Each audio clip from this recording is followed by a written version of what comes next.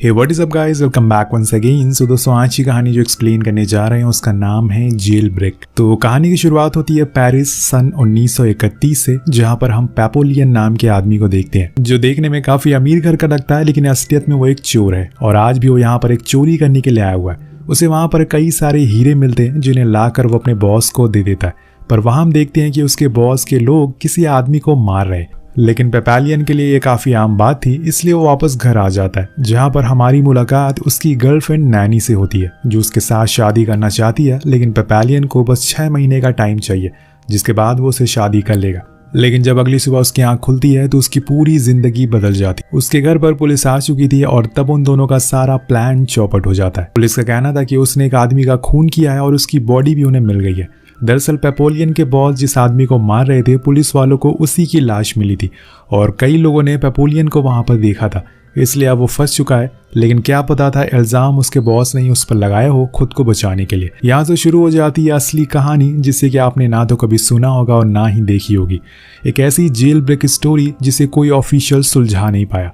यहाँ पेपोलियन को हम जेल में देखते हैं, जहाँ पर नैनी उसे मिलने आती है, जो उसके लिए अपील करना चाहती है, पर वो मना कर देता है क्योंकि उसे पता है कि इसका कोई भी फायदा नहीं होगा। इसलिए वो उसे बताता है कि मैं कोशिश करूंगा यहाँ से भागने की, लेकिन इसमें कितना समय लगेगा ये मुझे नहीं पता, इसलिए तो मेरा इंतजार करना। अब ये बात नैनी को तो अच्छी नहीं लगती, इसलिए वो वहां से बिना कुछ बोले चली जाती है। अब अगले दिन सभी कैदियों को एक खास डेविस आइलैंड पर शिफ्ट किया जाता है, जहां से भाग पाना ना के बराबर था। और इसी सफर में पेपोलियन की दोस्ती डेगा नाम के आदमी से होती है, जो उसे लुइस नाम के आदमी के बारे में बताता है। तो दोस्तों, लुइस एक मिलियनर है जो किसी फ्रॉड के चक्कर में अंदर फंस गया है, पर उसके पास इस समय बहुत ही ज्यादा पैसा है। तो वो उसे मिलने जाता है और कहता है कि इस जेल में जितने भी लोग हैं उनकी तुम्हारी पैसों पर नजर है, इसलिए तुम मुझे अपने पैसे दे दो, जिसके बदले में तुम्हें सिक्योरिटी मैं दे दूंगा। लेकिन लुइस मना कर देता है क्योंकि वो पेपोलियन से अभी अभी मिला हुआ है पहली बार, और इतनी जल्दी वो उस पर कैसे भरोसा कर ले।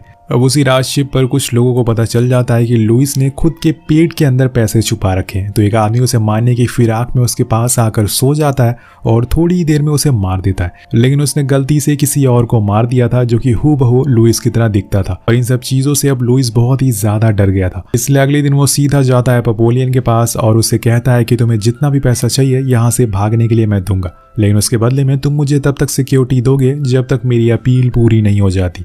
अब दोनों में डील डन हो जाती है और उसी रात एक बार फिर वही आदमी उस पर हमला कर देता है, लेकिन इस बारी पेपोलियन लुइस को बचा लेता है। कुछ समय के बाद वो लोग डेविस आइलैंड पर पहुंच जाते हैं, जहां की जेल किसी नरक से कम नहीं थी। चारों तरफ कुछ ऐसे लोग कैद थे जिनके लिए किसी का खून करना बस एक खेल था, और सबसे बड़ी चीज यहाँ से भाग पाना बहुत ही मुश्किल था, लेकिन मुश्किल काम में ही तो मजा है। हम जेल के वार्डन को देखते हैं, जो बहुत ही ज्यादा खतरनाक है। वो सभी को इस जेल में बने 3 रूल बताता है। पहला कि अगर कोई पहली बार यहाँ से भागेगा तो उसकी सजा 2 साल बढ़ा दी जाएगी, और अगर वो दोबारा भागेगा तो 5 साल की सजा बढ़ेगी, और अगर यहाँ पर किसी कैदी ने दूसरे कैदी का खून किया तो उसका सर अलग कर दिया जाएगा। ये सब पेपोलियन सुन रहा था, उसे थोड़ा मोड़ा डर भी लगता, लेकिन अभी भी वो बस अपने चारों तरफ ही देखे जा रहा था कि शायद उसे कोई रास्ता मिल जाए। लेकिन वहां के कैदियों को भी पता चल चुका था कि लुइस के पास काफी सारे पैसे हैं, इसलिए वो बस मौके की तलाश में थे, जिसके लिए पेपोलियन को तैयार रहना होगा, क्योंकि अगर उसे कुछ हुआ तो उसका यहाँ से जाने का रास्ता खत्म हो जाएगा। अब इन लोगों से काफी काम करवाया जाता है, लेकिन उसी में पेपोलियन एक रास्ता ढूंढ निकालता है। वो एक बोट वाले को पैसे का लालच देता है, जिससे कि वो उसे भगाने में मदद करेगा,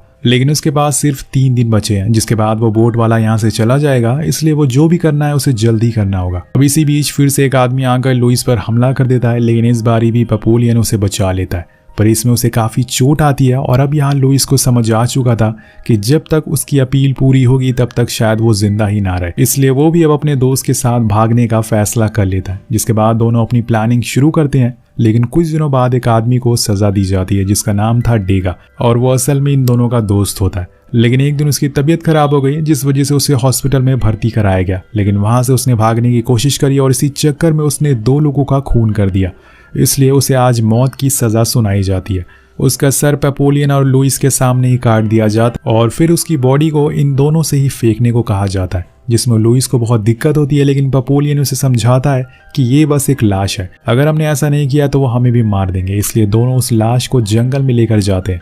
लेकिन तभी वहां लुइस का चश्मा गिर जाता है, जिसकी वजह से उसे अब कुछ दिखाई नहीं दे रहा था। लेकिन तभी वहां पर एक गार्ड आता है जो उसे उठकर चलने को कहता है, लेकिन बिना चश्मे के वो देख नहीं सकता है, तो वो आगे कैसे बढ़ेगा। अब गार्ड को लगता है कि वो उसकी बात नहीं मान रहा है, इसलिए वो उसे कोड़े मारने लगता है। अब पेपोलियन उसे ऐसा करने से मना करता है, लेकिन वो नहीं मानता और तब उसे मजबूरन उसके सर पर पत्थर मारना पड़ता है। होप्स हो कि वो मरा ना हो, वरना उसकी जान तो जाएगी और साथ में लुइस की भी। लेकिन उससे पहले वो वहां से भाग जाता है और लुइस को वहीं छोड़कर। पेपोलियन बस भागता रहता है और ऐसे ही भागते भागते रात हो जाती है और तब जाकर उसे वही बोट वाला आदमी नदी के किनारे मिलता है, जिसे देखकर वो बहुत ही खुश होता है, पर उसके पास तो पैसे ही नहीं थे। तब पेपोलियन कहता है कि तुम मुझे मेरे घर छोड़ दो, उसके बाद मैं तुम्हें डबल पैसे दूंगा। पर वो बोट वाला आदमी हंसने लगता है, क्योंकि उसके पीछे बहुत सारे गार्ड्स थे और वो वार्डन से मिला हुआ था। उसने ही उन्हें बताया था कि पेपोलियन यहाँ से जरूर आएगा। इसके बाद क्या था दोस्तों, उसे पकड़ लिया जाता और 2 साल तक ऐसे ही जेल में बंद कर दिया जाता है, जहाँ पे वो एक भी शब्द नहीं बोल सकता और उसे बस वहाँ खाने में पानी मिलेगा। लेकिन एक दिन वो नोटिस करता है कि उसके खाने के साथ एक नारियल भी आया है, जो कि लुइस ने भेजा था। ये बात वो समझ जाता है, क्योंकि उसके साथ उसे एक नोट भी मिलता है जिसमें लिखा था कि अब से तुम्हें हर दिन एक नारियल मिलेगा। कुछ दिन ऐसे ही बीत जाते हैं और पेपोलियन नारियल पी कर जिंदा था। लेकिन एक दिन गार्ड्स को उस पर कुछ शक होता है और वो वार्डन को बता देता है इस बारे में। वो आकर उससे इस नारियल के बारे में पूछता है कि ये किसने भेजा, लेकिन वो कुछ भी नहीं बताता और उसे प्रेशर दिया जाता है कि ये बताने के लिए, पर वो कुछ भी नहीं कहता। और तब वार्डन उसका खाना आधा कर देते हैं और धीरे धीरे खाना ही बंद कर देते हैं, जिससे पेपोलियन बहुत ही कमज़ोर होता जा रहा था। उसकी मेंटल हालत भी अब ठीक नहीं थी। वो अजीब अजीब हरकतें करता है और कुछ दिनों बाद वार्डन फिर से उसे पूछने के लिए आते हैं और वो नारियल उसे किसने भेजा, और तब भी जाकर वो उसे कुछ नहीं बताता। जिसके बाद उसे ऐसी जगह बंद कर दिया जाता है जहाँ पे रोशनी नाम की कोई चीज़ ही नहीं थी। उसे पूरे दिन पूरी रात बस अंधेरे में गुजारनी पड़ती है, जिसे एक दिन पेपोलियन बेहोश हो जाता है और वो कई दिन तक उठता ही नहीं। और तब गार्ड्स उसे हॉस्पिटल भेजते हैं और यहाँ हम लुइस को देखते हैं, जो पूरी तरीके से चेंज हो चुका था। वो असल में वार्डन का हेल्पर बन गया था। अब वो पेपोलियन से आकर माफी मांगता है और उसे बताता है कि उसके साथ जो कुछ भी हुआ बहुत ही गलत हुआ है। लेकिन पेपोलियन पागल नहीं हुआ था, वो बस नाटक कर रहा था ताकि वो उस कैद खाने से बाहर निकल सके। वो लुइस को फिर से यहाँ से भागने का प्लान बताता है जो उसने उस कैद खाने में बनाया था, पर इस बार उन्हें कुछ और लोगों की जरूरत पड़ने वाली थी, इसलिए वो उसे 2 भरोसे वाले लोगों को इकट्ठा करने को कहता है। कुछ दिनों बाद हम 2 और लोगों को देखते हैं जिनके नाम थे स्मिथ और जॉनी, जो इनके साथ यहाँ से भागेंगे। लुइस पेपोलियन को कुछ पैसे देता है जिससे कि जॉनी जाकर एक बोट खरीद सके। वेल अब वो रात आ जाती है जब इन्हें भागना था। सब कुछ प्लान के मुताबिक चल रहा था और यहाँ लुइस ने जेलर की ड्रिंक में नींद की गोलियां मिला दी थी, जिसे पीकर वो सो जाता है। सारे जो भी गार्ड्स थे या ऑफिशियल थे वो बाहर फिल्म देख रहे थे, यानी कि इनके पास एक अच्छा मौका है।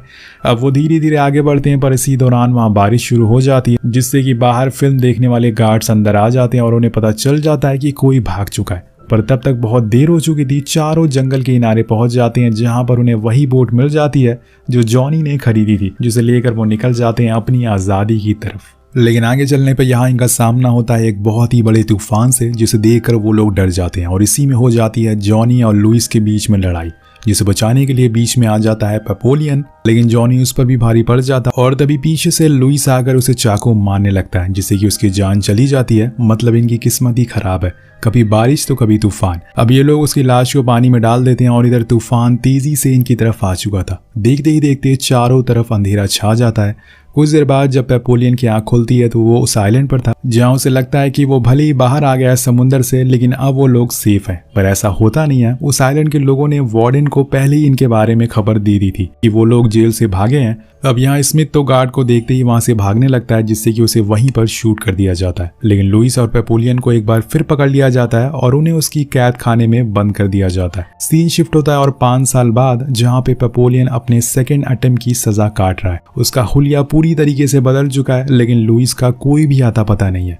वो कहाँ है, किस हालत में, इस बात की खबर किसी को नहीं है। कुछ दिनों बाद पेपोलियन को एक दूसरे और सबसे खतरनाक आइलैंड पर शिफ्ट कर दिया जाता है, जहाँ पर वो लोग कैद थे जिन्होंने बार बार भागने की कोशिश करी थी पर असफल रहे थे। और तभी उसे वहाँ लुइस दिखता है, जिसे यहीं पर कैद किया गया था। वो जगह बहुत ही अजीब होती है, चारों तरफ बस मनहूसियत थी। जितनी भी लोग यहाँ पर मौजूद थे बहुत ही कमजोर हो चुके थे और उनकी दिमागी हालत भी खराब थी। अब पेपोलियन और लुइस भी बूढ़े हो चुके थे, इसलिए उसने अब मान लिया था कि वो यहीं पर रहेगा जब तक मर नहीं जाता। लेकिन पेपोलियन इतनी आसानी से अपनी जिंदगी नहीं बर्बाद करना चाहता। उसने 5 साल कैद खाने में यही सोचते हुए निकाल दिए कि उसने कहाँ क्या गलती की पिछली बार, और इस बारी वो उन गलतियों को दोहराएगा नहीं। इसलिए वो बड़े ही गौर से इस जगह को देखता है और वो एक बार फिर से ट्राई करना चाहता है, क्योंकि इस बारी अगर वो पकड़ा गया तो मार दिया जाएगा। वो अपने चारों तरफ देखता है तो उसे पता चलता है कि यहाँ पे तो गार्ड्स बहुत ही कम है, क्योंकि वार्डन को ये बात अच्छे से पता थी कि यहाँ से जो भी भागेगा वो मारा जाएगा। लेकिन पेपोलियन जानता है कि उसे समुद्र में बस एक बार कूदना है, जिसके बाद लहरें अपना काम खुद कर देंगी। वो अपना पूरा प्लान लुइस को बताता है, लेकिन उसके मन में ऐसा कुछ नहीं है, क्योंकि वो अगर वहां से भाग भी गया तो कहाँ जाएगा। उसकी वाइफ ने तो उसके लॉयर से शादी कर लिया और उसकी तो अब उम्र भी हो गई है। तो उसका दोस्त उसे बहुत समझाता है कि चलो मेरे साथ चलो, हम जिस जगह पर अभी हैं वहां से हर कोई भाग सकता है, लेकिन किसी में इतनी हिम्मत नहीं है। लेकिन वो फिर भी मना कर देता है, पर जाने से पहले वो अपनी दोस्त की मदद करता है। वो दोनों साथ में मिलकर नारियल से राफ्ट बनाते हैं और फिर उसे लेकर आइलैंड के टॉप पर आ जाते हैं, जहाँ पे बहुत ही कम गार्ड्स थे। पेपोलियन लुइस से गले मिलता और फिर पानी में छलांग मारता। और यहाँ चौंका देने वाली बात ये थी कि ये पेपोलियन का 3rd अटेम्प्ट था और यहाँ उसकी किस्मत देखिए, वो इसमें कामयाब हो जाता है। वो दोनों एक दूसरे को देखकर मुस्कुराते हैं और एक दूसरे को आखिरी अलविदा करते हैं। उसने वो पूरा समुंदर एक नारियल से बनाई हुई राफ्ट से पार कर लिया। अगर लुइस भी उसके साथ होता तो शायद वो भी आज जिंदा होता। और इसी तरह से बहुत समय बीत जाता है। हम एक प्लेन में एक बूढ़े आदमी को देखते हैं और ये असल में पेपोलियन था। वो पेनिनसुला जा रहा है, जहाँ पर वो पब्लिशर से मिलता है और उसे एक फाइल देता है और उस फाइल में उसकी ज़िंदगी के सारे किस्से थे। वो झूठे केस में 13 साल की सज़ा काटना या फिर अपने अच्छे दोस्त को खो देना, वो सब उसमें लिखा हुआ था। आखिर में हमें इस कहानी का असली फुटेज दिखाई जाती है कि कैसे 80,000 कैदियों को उस आइलैंड पर छोड़ दिया गया, जिसमें कि एक पेपोलियन ही था जो वहां से भाग पाया, जिसका असली नाम था हेनरी। और उनकी लिखी गई पेपोलियन नाम की बुक उस साल की सबसे ज़्यादा बिकने वाली बुक बनी, जिसके तकरीबन 13 मिलियन कॉपी बेची गई। और फिर 1970 में उनके ऊपर जितनी भी फॉल्स केस लगे थे उन सबको हटा दिया गया। आखिर में हम हेनरी की रियल फोटो भी देखते हैं, जिसके साथ ही ये कहानी ख़त्म हो जाती है। वेल, आपको इस कहानी से क्या सीख मिलती है ये ज़रूर हमें कमेंट करके बताइएगा। मिलते हैं आपसे अगली वीडियो में। Thank you so much watching. Subscribe करना मत भूलिएगा। Peace out.